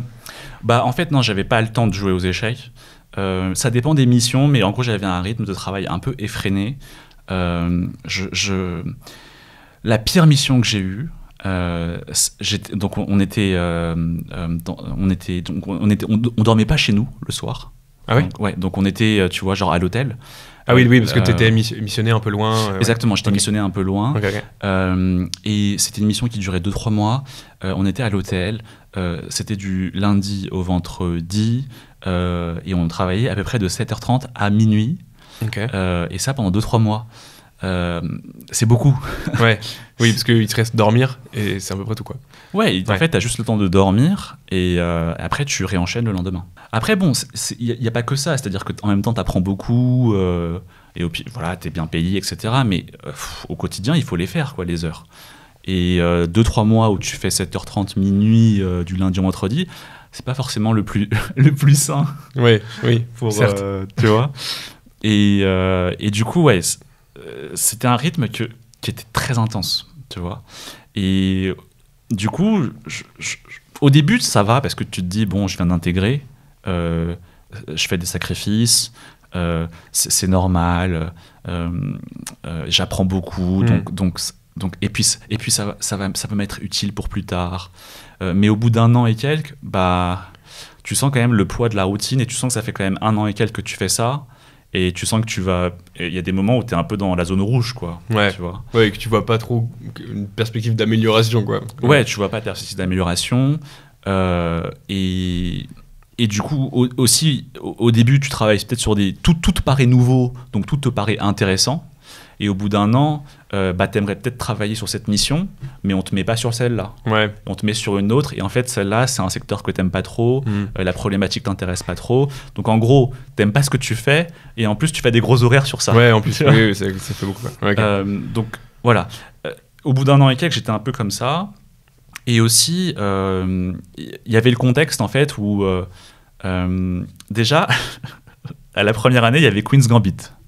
Oui, c'est ça. Donc le jeu de la dame, la série sur Netflix dont tout le monde a parlé. Qui est sorti sur Netflix. Et moi, je me suis dit, ah ouais, les échecs, c'est vrai. Ouais, t'avais un peu zappé le truc, quoi. Tu jouais plus tous les jours ou toutes les semaines, quoi. Ah non, j'avais totalement... Mais genre, tu jouais vite fait sur ton téléphone de temps en temps ou tu jouais plus du tout? Ouais, je jouais peut-être de temps en temps. Je faisais peut-être des tournois, mais plus pour décompresser. Et c'est aussi que, comme je l'ai fait à haut niveau quand j'étais jeune, c'était un peu mon moyen... Enfin, quand j'étais en vacances, je faisais ça. Ouais. Donc c'était un peu une habitude pendant les vacances de faire un tournoi. Okay. Mais en gros... Mais tu t'inscrivais, t'étais pas dans un club, tu t'inscrivais genre comme ça, quoi. Si, j'étais toujours dans un club, parce que c'est obligé d'être dans un club. Ouais, t'es affilié à un club pour jouer en tournoi. Mais en gros, je les faisais à l'arrache, tu vois. Ouais, ok. Plus pour décompresser et oublier le taf, tu vois. Ouais, ok. Et du coup, il y a eu Queen's Gambit, le jeu de la dame qui est sorti sur Netflix, ça a fait un énorme carton. Et je me suis dit, putain, c'est vrai qu'il y a les échecs. Et là, je voyais le boom qui a été provoqué après. Ouais. Mais tout le monde qui a commencé à s'intéresser aux échecs, apparemment, tout le monde achetait des jeux d'échecs, ils se sont fait dévaliser, rupture de stock et tout, machin. Exactement. Ouais. Et du coup, je me suis dit, ah ouais, putain, marrant. Mais je continue au BCG, et après, il y a eu le confinement, tu vois. Et le confinement, en gros, tout le monde était chez soi. Ouais.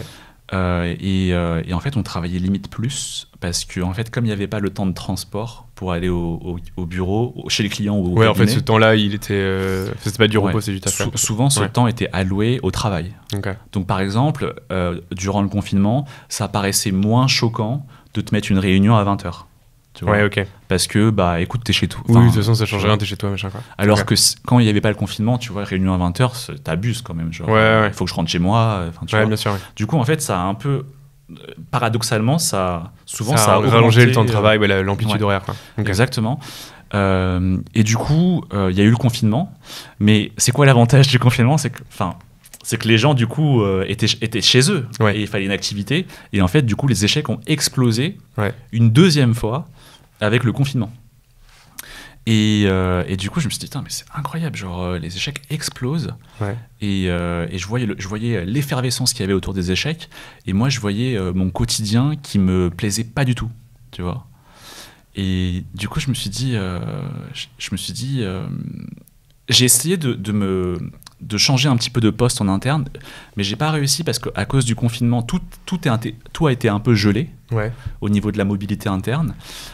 Et du coup, je me suis dit, bon, ok, j'aime plus trop ce que je fais, les échecs explosent, et c'est même pas une question de profiter de cette explosion, c'est juste une question de waouh, putain, c'est vrai que les échecs, c'est cool. Tu vois ? Ouais, bien sûr. Bah oui, tu reviens à tes premières amours, quoi. Ouais, et du coup, je me suis dit, allez, on démissionne et on va essayer de devenir grand maître international. Ouais, parce que tu vois, il y a pas ce qui est marrant dans ton histoire, c'est qu'il n'y a pas d'entre-deux. C'est-à-dire que tu aurais pu juste démissionner et prendre un taf, entre guillemets, un peu plus chill, quoi. Ouais. Mais là, t'es passé de je fais le truc le plus prestigieux possible en école de commerce, je bosse 80 heures semaine et machin, à je deviens grand maître international, je fais des vidéos sur Twitch et sur YouTube. Enfin, tu vois, le grand écart est incroyable. Ouais, le grand écart est incroyable. Bon, en même temps, j'ai fait un peu des. Tu sais, j'ai fait un petit matelas bien sûr, de sécurité. Bien sûr, j'avais des petites économies. Ouais. Et du coup, je me suis dit, bon, allez, je démissionne, je vais essayer de devenir grand maître, et j'ai mon matelas d'économie dans lequel je peux piocher. On essaye un an. Ah oui, je m'étais dit, dans un an, jour pour jour, on refait on prend une décision. On fait un petit check. Ouais, okay. Et je me suis dit, au pire du pire, qu'est-ce qui se passe ? Je reprends un taf après. Ok. Au pire, un an plus tard, je reprends un taf. Ok. C'est bon, quoi. Ok. Et donc ça, c'était quand, cette décision ? C'était en juillet 2019, il me semble. Okay. Non, ou 2020, je sais plus. 2020, je crois. Ouais, 2020. Ouais. Ok, ouais. Donc c'est à peu près 2 ans. Et les gens, ils ont réagi comment quand t'as dit ça ? Parce que c'est une décision que t'as prise un peu solitairement ou... Ouais, je l'ai pris vite. Ouais. Je l'ai pris vite. Mais c'est juste que, en fait, des fois, genre, quand ton quotidien, tu sais... En fait, ouais, tu sais, t'as une espèce de révélation. Ouais, en fait, non, faut que je fasse ça, quoi. C'est une évidence, presque. Enfin, moi, je trouve qu'il y a une métrique qui est pas mal. C'est genre, le matin, tu te réveilles. Est-ce que t'as la flemme de te lever ? En fait, est-ce que t'as la flemme de te lever ? Et quand la réponse, c'est oui, c'est très mauvais signe. Tu vois ? Okay. Et en fait, moi, ça faisait genre quelques mois que la réponse était oui, mais tous les jours. Ouais, ça fait beaucoup, ouais. Et en plus, tu te lèves, mais pour faire des trucs que t'aimes pas, tu vois. Ouais, c'est ça. Oui, d'où la flemme de se lever. Ouais, bien sûr. Et du coup, bon, cette métrique, elle était... Au bout d'un moment, c'était oui, tous les jours. Et je me suis dit, vas-y, je démissionne. Okay. Je l'ai annoncé d'un coup. Et ouais, en interne, ils étaient assez surpris quand même. Ok. Parce que du coup, je l'ai annoncé assez brutalement, Ouais. tu vois. Et aussi, bien sûr, mes proches, vachement dans l'incompréhension. Enfin, ils étaient très surpris et ils étaient inquiets, tu vois. Oui. Et ce que je peux comprendre. Oui, est-ce que c'est pas un peu tu une vois. chimère de se dire je vais vivre des échecs, machin quoi. Ouais, Ouais. c'est clair. Alors que t'avais un taf super safe par ailleurs, Ouais. quoi. Ouais, c'est clair. Ok. Et du coup, ils étaient inquiets, ce que je comprends, parce que du coup, tu te dis, bah oui, mais du coup, tu prends des risques et tout. Non, tout le monde était surpris, voire inquiet, tu vois. Ok. Et ok, donc ça commence. Et alors, c'est devenu quoi ton quotidien? Enfin, déjà, tu t'es dit, est-ce que tout de suite tu t'es dit, je vais aussi me lancer sur YouTube, sur LinkedIn, je vais vraiment créer une espèce de communauté de joueurs d'échecs qui s'intéressent à mon parcours et à mes conseils? Ouais. Ou est-ce que tu t'es juste dit, ok, mon objectif est de devenir grand maître international, ce qui est finalement pas du tout la même chose, parce Ouais, que c'est clair. s'entraîner, expliquer à des gens comme moi, avec un niveau, ma foi, très modeste, comment contrer la carocane aux échecs, ça n'a rien à voir avec essayer de devenir grand maître international et l'entraînement que ça suppose. Ouais, c'est clair. Et Ouais. tu t'es pas dit que c'est incompatible, non, tu t'es dit que tu voulais mener les deux combats de front, entre guillemets. Non, au début, j'avais pas du tout l'idée de créer du contenu sur les réseaux sociaux. Ouais. Je m'étais juste dit que j'allais essayer de devenir grand maître. Et du coup, ce que j'ai fait, c'est que je m'entraînais beaucoup. Je m'entraînais genre toute la journée au début. Et j'avais pris des coachs du coup, et je faisais que ça de m'entraîner. Et il y avait même pas de tournoi en plus, Ouais. parce que c'était le confinement en fait. Oui, bah oui, en plus. Donc Ouais. les tournois étaient interdits. Donc en fait, je m'entraînais un peu dans le vide et Ok. beaucoup. Et donc, tu payes des coachs, pour qu'on comprenne en gros, tu payes Ouais. des gens qui sont encore plus forts que toi C'est ça. Ouais, je paye des grands maîtres internationaux et du coup, c'est mes coachs. Voilà, parce qu'ils jouent mieux que moi. Ils ont souvent compris des choses que j'ai pas compris dans le jeu d'échecs. Et du coup, ils m'expliquent. Et Ok. quand je fais des tournois où je fais mes parties, après, je retourne en entraînement et je montre mes parties à mes coachs et ils m'expliquent ce que j'aurais pu mieux faire, par exemple. Ok. Et donc, ces gens-là font encore. Enfin, t'as besoin de ces gens-là par rapport à juste un ordinateur qui te dit, bah là, il fallait jouer tel coup, quoi. C'est. Ouais, parce qu'en fait, l'ordinateur, c'est vraiment c'est de la force brute. Ouais. Bien sûr, il est ultra fort. Oui, en calcul, il te met à l'amende dans tous les cas. Ouais, c'est clair. Et même le champion du monde, il le met à l'amende. Et le truc, c'est que c'est très bien, mais par contre, il peut pas transformer en phrase et en conseil ce qu'il arrive à démontrer comme force, Oui. tu vois. Ok. Et d'où l'utilité d'un coach, tu vois. Ok. Ouais, du coup, voilà, franchement, au début, j'ai juste démissionné et j'ai commencé à m'entraîner avec Ok. mes coachs. J'ai fait C'est que ça. Donc, Tu il y avait 0 € qui rentrait et de l'argent qui sortait pour les coachs et pour tes. Ouais, Ok. exactement. Mais j'avais mes économies. Ok. tu vois. Ok. Et ensuite, il s'est passé quoi? Du coup, les économies fondées, Ouais, logique, ok. voilà. Mais ça, j'avais pas forcément anticipé. Ouais. Mais ok, les économies fondées. Et aussi, alors, un peu avant que je démissionne, j'ai un pote qui s'appelle Thibault Louis, qui a fait aussi une école de commerce, il a fait l'ESCP, il a fait Sciences Po auparavant, et il a commencé à rédiger du contenu sur LinkedIn, tu vois. Et en fait, au début, il travaillait dans une start-up, et ça se passait pas très bien. Il aimait pas trop, il est parti et il a commencé à rédiger du contenu sur LinkedIn. Et au début, je me disais, mais mec, qu'est-ce que tu fais? Trop bizarre. Parce que tu sais, LinkedIn, pendant très longtemps, ça a été un réseau social où c'était très corporate, tu vois. On commençait nos posts par cher réseau. Ouais. Sur la photo de profil, tout le monde était en cravate. Ouais, bien sûr. On mettait notre CV. On n'osait jamais écrire un truc sur LinkedIn parce qu'on avait peur de ce qu'allaient dire nos collègues ou le boss. Et donc, c'était un réseau où il fallait bien se tenir. Tu vois. Et du coup, Thibault, lui, il commence à rédiger des posts un peu... tu vois, qui y vont, quoi. Un peu accrocheur, un peu... Voilà, peu comme on en accrocheur. voit beaucoup maintenant sur LinkedIn, quoi. Ouais, exactement. Ouais. Et en fait, ça prend pas mal. Et du coup, au bout d'un moment, je fais, ouais, intéressant. Et au bout d'un moment, ça explose. Et je me dis, ah ouais, putain, c'est incroyable. Waouh, ce post-là, il l'a fait, ça a été vu 200 000 fois, tu vois. Et moi aussi, je voyais mes économies qui fondaient, et je me disais, ok, bon, j'avais une activité à côté pour gagner de l'argent qui était le coaching d'échecs. Ok, ouais, donc t'avais quand même ça déjà. À l'époque, tu donnais déjà des cours d'échecs. Ouais, mais j'avais qu'un élève. Oui, et c'était un pote, tu vois. D'accord. Oui, donc t'as un pote qui te donnait un peu d'argent contre des conseils aux échecs. Quoi. Voilà. C'était pas le business model du siècle. Quoi. Ouais, voilà. Ouais. Et en plus, j'aimais vachement coacher. Okay. C'est quelque chose que j'adore faire, coacher aux échecs. Et sauf qu'il n'y avait pas de demande, tu vois. Et donc, je me suis dit, bon, bah, comment faire? Et en fait, Thibaut, il a commencé à me convaincre qu'il fallait que je commence à publier du contenu sur les réseaux, notamment sur LinkedIn. Et du coup, j'ai commencé à faire mes premiers posts sur LinkedIn. Et j'ai continué. Et de là, j'ai réussi à avoir beaucoup plus d'élèves. Qui te connaissaient via LinkedIn, quoi. Qui me connaissaient via LinkedIn et qui me demandaient du coup du coaching. Et ça m'a permis du coup de financer un petit peu mes coachs, etc., mes coûts habituels, quoi. Ok. Donc tu avais ça. Et YouTube est venu après dans un second temps, c'est ça? YouTube est venu dans un second temps parce que au début, j'étais vachement avec Thibaut dans le délire LinkedIn. Et au bout d'un moment, je me suis dit, ouais, mais attends, tu joues aux échecs, il faut un échiquier. Un échiquier, il faut qu'on le voit. Ouais. Et du coup, je me suis dit, bah, peut-être qu'il faut que j'aille sur YouTube, en fait, parce que LinkedIn, c'est peut-être pas le plus adapté pour montrer un échiquier, montrer des parties. Et du coup, je me suis lancé en août 2021, il me semble. Ouais, donc il y a une petite année, quoi. Ouais, une petite année. Et je me suis lancé sur YouTube parce que je pensais que c'était plus adapté pour présenter des échecs, quoi. Ouais. Ouais, tu vas bientôt dépasser le nombre d'abonnés de Major Prépa. Hein. Ça Vous êtes à combien? On a 13. Ouais, Axel doit savoir, on est à 13 700, 13 800. Ah, ok. Ouais, je crois que je suis toujours derrière. Mais tu as une meilleure croissance, je pense. Il y a plus de gens qui s'intéressent aux échecs qu'à la prépa après. Bon, on boxe pas dans la même catégorie. Ouais. Ok. Et donc du coup, aujourd'hui, tu fais aussi des vidéos. Ouais. Et du coup, c'est quoi en fait concrètement ton quotidien? Une journée type de Julien Song, c'est quoi aujourd'hui? Ouais, en fait, là, je suis vraiment dans un moment un peu charnière où je change de quotidien.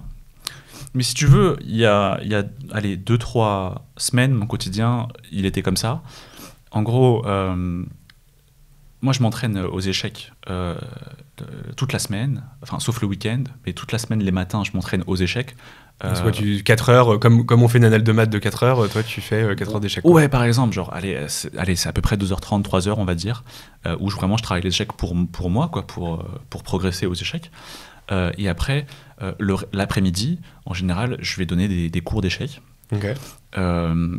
Donc voilà, il y a 2-3 semaines, j'avais une quinzaine d'élèves et du coup, je donnais une quinzaine d'heures par semaine, les après-midi en général.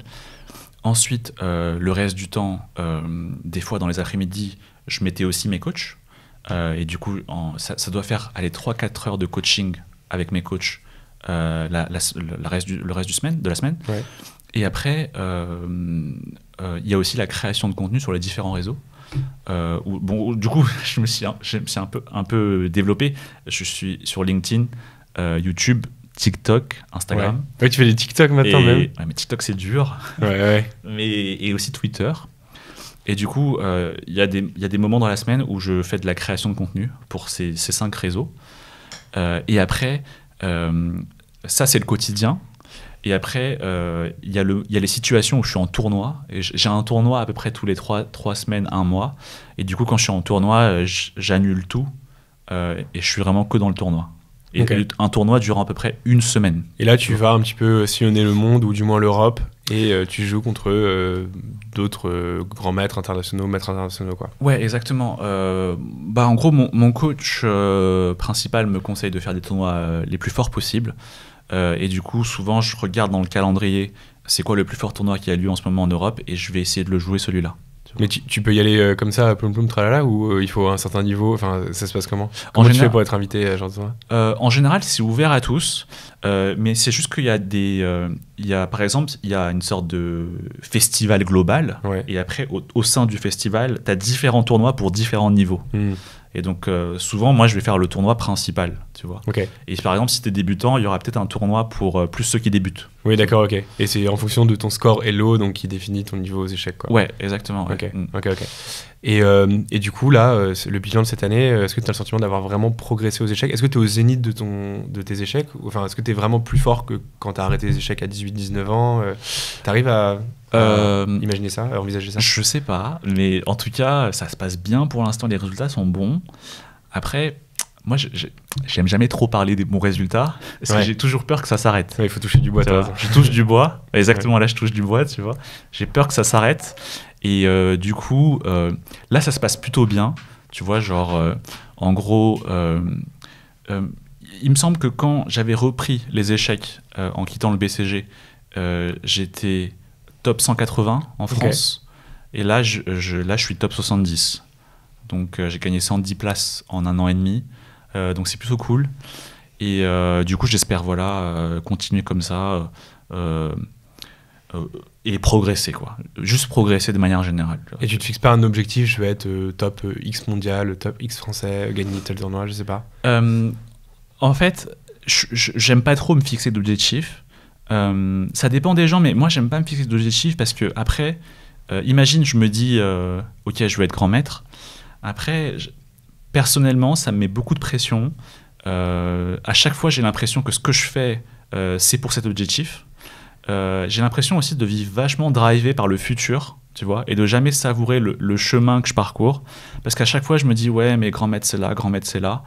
Et puis, je me dis, même quand je vais devenir grand maître, si jamais je le deviens, bah après, je vais kiffer genre 2-3 jours. Ouais. Mais après, je vais me fixer un objectif plus élevé. Ouais.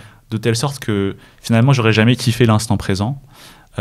Du coup, moi je me dis plus que je veux devenir grand maître, je me dis juste que j'aime les échecs, j'ai envie d'y consacrer du temps et j'ai envie de savourer le chemin, tu vois. Et parce qu'au final, la vie n'est qu'une suite de moments présents.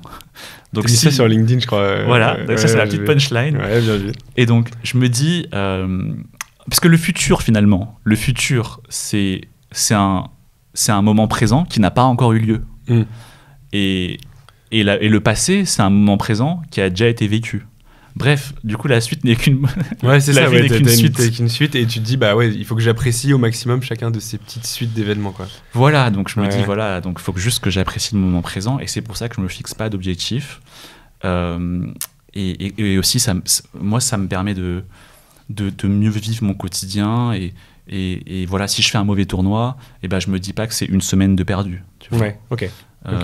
Mais après, voilà, ça dépend des gens. Il y a des gens qui aiment bien se fixer des objectifs. Et franchement, c'est aussi utile d'avoir des objectifs pour avoir une sorte de cap, quoi. Donc, mais bon, en gros, du coup, c'est pour ça que je me dis que je veux juste progresser. Ouais, t'es un peu entre les deux. Okay. Je veux progresser, mais je me fixe pas des objectifs très KPI, on va dire. Voilà, quoi. Ouais, exactement. Ok. Ouais, je comprends.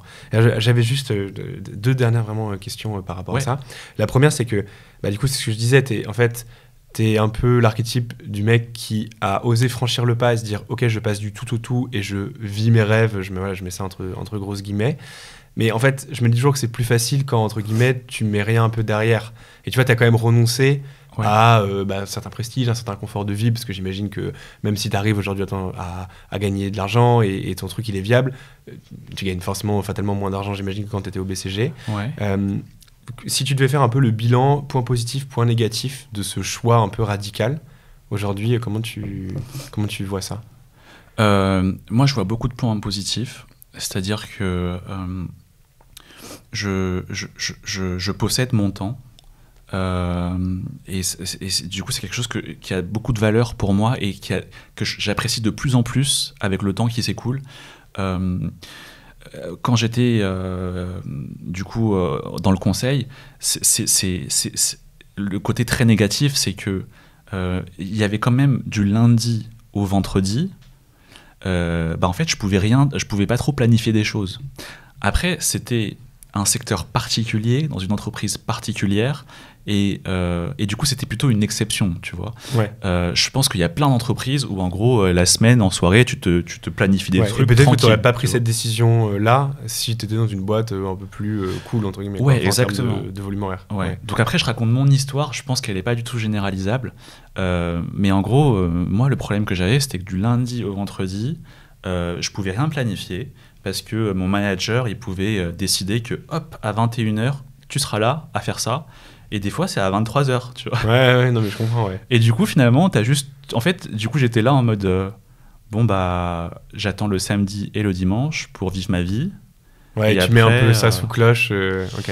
Ouais, et après, du coup, ah mince, merde, demain c'est lundi, tu vois. Et Ouais. donc, il y a 5 jours où je dois, du coup, Ouais, mettre ça entre parenthèses. mettre ça entre parenthèses. Et après, j'attends le samedi suivant, Ok. juste pour faire ce dont j'ai envie. Donc, le gros point positif, c'est la sensation de posséder pleinement son temps. Ouais. Tu Oui, vois. c'est presque un mindset. En fait, j'ai presque envie de dire, c'est très entrepreneurial finalement ce que tu fais. Même si t'as pas de salarié derrière, c'est un mindset où en fait, bah, tu gères ton temps un peu comme tu veux. Tu travailles toujours Ouais. beaucoup, de ce que je comprends, Ouais. mais c'est plus décousu, c'est un peu plus. Ça ne dépend que de toi. Ouais. C'est ça finalement. En fait, personne t'oblige à faire ce que tu fais là, tu vois. C'est très... Ouais, exactement. Et après, bien sûr, le côté négatif, c'est un peu les montagnes russes. C'est-à-dire que tout est hyper fragile, quoi. Ouais. Tu vois, genre, des fois, je me dis, peut-être un jour, je vais faire une vidéo qui ne passe plus sur YouTube et du coup, tout le monde va partir. Tu vois. Ouais. Ou des fois, je me dis, mais peut-être que les tournois, je vais tous les mal jouer à partir de Ouais. 2023 et que du coup, plus rien n'aura de sens. Ouais. Ou des fois, je me dis, genre, peut-être que tous mes élèves vont me quitter. Ouais, je comprends. Ouais. Et du coup, je n'aurai plus Oui, ce côté d'argent. un peu précaire de bah, ça dépend que de toi, enfin, ou du moins, ouais, ça tient à pas grand chose, quoi. Ouais, c'est un côté très précaire. Et d'ailleurs, tu Ouais. le sens quand tu veux louer un appart, tu vois. Ah bah oui. Ouais, et là, on te dit, ah, c'est ça, c'est comme ça que tu gagnes ta vie. Et du coup, on te dit, non, merci. Ouais, bien sûr. Et tu sens cette précarité dans ce moment-là, tu vois. Ouais. Ok. Mais bon, du coup, c'est... Mais t'as jamais regretté, jamais tu t'es dit, tu t'es levé un matin en disant, oh, qu'est-ce que j'ai fait, quoi. Non, j'ai jamais regretté. Ouais. J'ai Ouais, jamais c'est regretté. c'est un bon indicateur, ça. Au début, peut-être. Mais maintenant, non. Ok. Tu vois. Ok. Et du coup, parce que c'est assez atypique justement un joueur d'échecs qui est passé par la prépa, la grande école. Ouais. Ce parcours-là, justement très, très structuré, maintenant que tu as un peu de recul sur la chose, tu penses qu'il t'apporte quoi aujourd'hui dans ton quotidien? Est-ce que c'est totalement balayé ou est-ce que malgré tout tu as conservé un peu des réflexes de cette ancienne vie? Ouais, c'est marrant que tu parles de ça parce que, en gros, tu sais, je t'avais dit mon quotidien il y a 2-3 semaines, c'était celui que je t'ai décrit. Et en gros, là, j'essaye de un peu changer mon quotidien. J'essaye de faire un peu moins de coaching parce que, en fait, quand tu fais 15 heures par semaine, ça prend énormément d'énergie. Et du coup, moi, je voulais garder le plaisir de le faire. Et aussi, ça me faisait des semaines très, très chargées. Et je voulais bien le faire pour les élèves que j'avais. Donc, je voulais un peu réduire le coaching. Mais du coup, il y avait la problématique de comment trouver d'autres moyens de gagner sa vie. Ouais. Et du coup, en ce moment, je suis en train d'explorer la piste du sponsoring. Okay. Donc, je cherche une entreprise. Coucou aux caméras là qui sont là. C'est ça. Mais j'ai vu qu'il y a un gars sur LinkedIn, un jeune qui t'a tagué d'ailleurs dans son post, qui a fait des millions d'impressions, enfin des centaines de milliers de likes, en disant qu'il cherchait un sponsor, qu'il avait 15 ans. Est-ce que tu crois que la prépa, ça apporte quelque chose à quelqu'un qui est aujourd'hui top 70 français aux échecs? Est-ce que c'est encore dans ton quotidien quelque part? Je pense que c'est moins palpable parce que la prépa, c'est très conceptuel. Bien sûr, les langues, ça m'a vachement aidé. Enfin, parce que moi, j'ai jamais eu d'occasion particulière d'apprendre l'anglais dans mon environnement. Donc franchement, heureusement qu'il y a eu la prépa. Parce que si j'avais mon niveau de lycée d'anglais pour faire mon travail, quand j'étais consultant, ça aurait été très compliqué. Donc déjà, rien que l'anglais, merci la prépa. Ensuite, il y a aussi cette façon de travailler où tu peux... vraiment, tu as une sorte de capacité à remettre en marche le mode prépa et du coup à des fois enchaîner des séances de travail qui sont très très longues. Et ça, c'est un truc qu'on développe en prépa, je pense. Ouais, la capacité de travail un peu un peu bête de taf, quoi, tout simplement, quoi. C'est staccanovisme, quoi. Et puis en prépa aussi, mine de rien, les programmes sont denses, les matières il y en a beaucoup, et les concours, c'est juste 2 ans après, et donc tu as toujours cette question de grosse charge de travail, mais comment prioriser pour avoir le maximum d'impact au concours. Et donc tu dois constamment faire des choix difficiles entre ok, là je fais des maths ou je fais de l'anglais, là je fais contraction de texte ou je fais je sais pas moi, écho. Comment tu alloues ton temps du mieux possible, quoi. Et ça, c'est quelque chose qui est hyper utile au quotidien et dans le monde de l'entreprise. Donc franchement, je trouve que la prépa, elle aide, elle construit ton identité, mais c'est pas forcément quelque chose de très palpable. C'est plus une sorte de quelque chose qui s'est intégré en toi. Tu vois. Ok, bah très très clair. Et ce sera ma toute dernière question, j'aime bien la poser celle-ci. Okay. Qu'est-ce qu'on peut te souhaiter dans... Non, t'inquiète, ça va. Ouais. C'est pas Je pense que c'est Je sais pas si c'est la plus facile ou la plus difficile, mais bon, en tout cas, je te la pose comme ça. Qu'est-ce qu'on peut souhaiter à Julien Song dans 2, 3, 4 ans? Oui, mais du coup, je me fixe pas d'objectifs. Ouais, mais on peut te souhaiter des trucs quand même, non? On peut me souhaiter de continuer à savourer les moments présents. Franchement, je préfère même pas dire devenir grand maître, parce que j'ai trop peur que du coup ça n'ait pas lieu. Donc voilà, juste continuer à faire ce que je fais. Je serais déjà très content, franchement. Ok, on va te souhaiter ça alors. Merci. Bah parfait. Merci beaucoup Julien en tout cas. Merci Dimitri.